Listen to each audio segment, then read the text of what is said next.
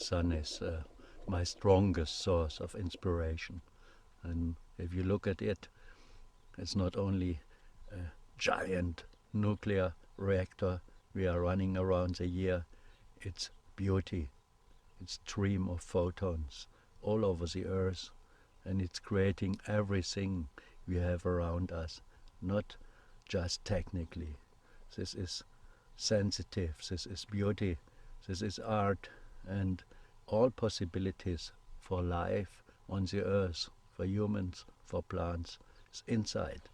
And we can have wonderful life by using it, only we must be clever enough to really understand the possibilities and then to translate it into our daily life. That's what I think the sun is.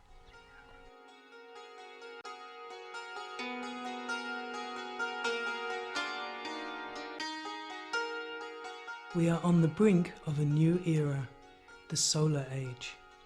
The sun radiates 15,000 times more energy to the Earth than what humanity uses.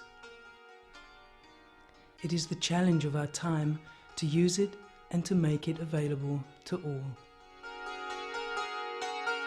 Motivation to develop a solar power village is caused by a lot of travels I did in sunny countries, mainly in Africa.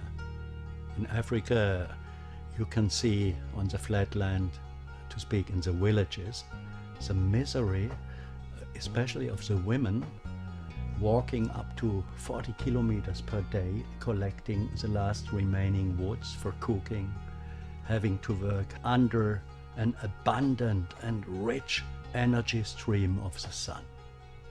So coming out of technology, having devoted a lot of time to develop methods to extract out of this precious and wonderful energy stream technologies just to help to avoid the works for these women.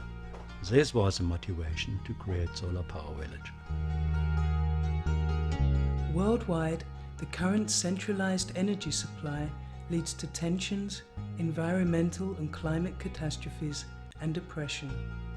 Entire regions and countries that are under occupation, such as Palestine for example, are thus completely dependent on the benevolence of the rulers. Every cell of this plant embed a perfect solar power station. In complete contrast what humans are doing, digging in coal, building huge central power stations. Going into this philosophy of the nature and to continue in a technological way means decentralization.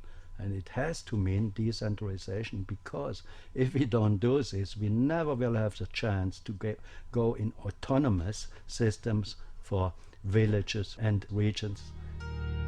In order to realize effective decentralized solutions, concrete models of peaceful societies, which encompass ecology, technology, and social design, are vital. Creating models of peace does mean that we try to find societies which are able to survive in a self-sufficient way, creating ecological systems, creating a technology, for example the solar energy, and then mainly creating new forms of living together. The technological core of these concrete models is formed by the Solar Power Village. The first prototype is now being built in Tamira, the Peace Research Center in Portugal. Jürgen Kleinvector explains how it works. The central idea behind a solar power village is a first technical example how to learn from nature, multifunctionality. Because we are not just producing only hot oil for cooking 24 hours or driving our Stirling engine to make electricity or cold.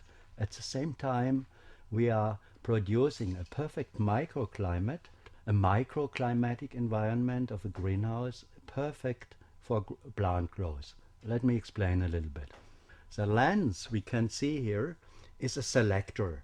it cuts out of this radiation field the photons or the radiation frequencies which are not required by the plants and turns them out into heat, into hot oil here. Optical lenses concentrate the direct part of this radiation into focal lines and transform it to the energy form you need. But the lenses also have another property. They let through the so-called diffuse part of the radiation. This part of the radiation coming out of the blue sky hemispherically from all directions. This is scattered radiations in the atmosphere. And looking to the semi-shadow on the ground here, this is the diffused radiation. In Tamira, Jürgen Kleinwächter's technology is being further developed. It is the first one-on-one model of the solar power village. One of the students, Fabian Deppner, explains how it works. I'm standing here in the first model of the solar power village, and from where we will later conceive a bigger one that is projected for around 50 people. The cooking works very simple. The oil is heated up to around 200 degrees or hotter. Then it is stored in a special storage tank, from where it can be used later during the nighttime or during days where it's not hot enough. From where it flows into a special oven. Basically, it has a double-walled pan where it flows through the space in between and therefore heats up the food that we want to cook.